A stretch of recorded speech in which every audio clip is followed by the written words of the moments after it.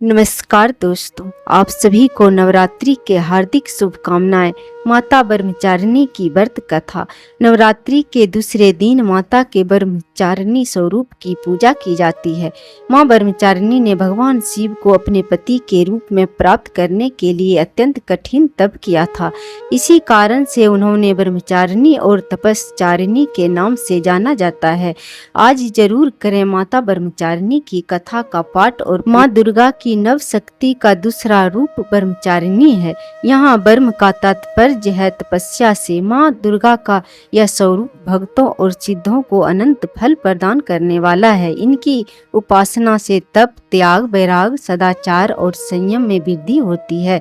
ब्रह्मचारिणी का अर्थ है तप का पालन करने वाली। देवी का यह रूप पूर्ण रूप से ज्योतिमय है और अत्यंत भव्य है। इस देवी के दाएं हाथ में जप की माला और बाएं हाथ में कमंडल है। पूर्व जन्म में ब्रह्मचारिणी देवी हिमालय राजा की पुत्री के रूप में उत्पन्न हुई थी।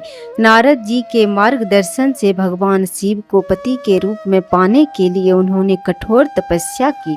इस तपस्या के फलस्वरूप उन्होंने तपस्चारिणी या ब्रह्मचारिणी के नाम से जाना जाने लगा।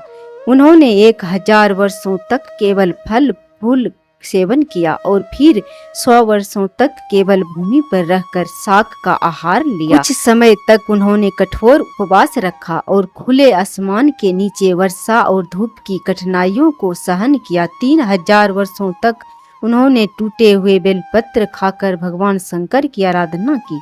इसके बाद उन्होंने सूखे बेलपत्र भी खाना छोड़ दिया। कई हजार वर्षों तक निर्जला और निराहार रहकर तपस्या करती रही, जिसके कारण उनका नाम अपर्णा पड़ा। कठिन तपस्या के परिणाम स्वरूप देवी का शरीर अत्यंत दुर्बल हो गया। देवता, ऋषि, सिद्धगण और मुनियों ने ब्रह्मचारिणी की तपस्या को अद्वितीय पूर्ण कार्य माना और उनकी प्रशंसा की। उन्होंने कहा, हे देवी, आज तक किसी ने इस प्रकार की कठोर तपस्या नहीं की।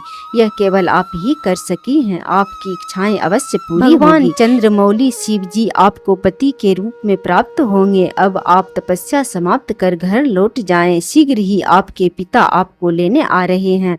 माँ की कथा का सार यह है कि जीवन के कठिन संघर्षों में भी मन को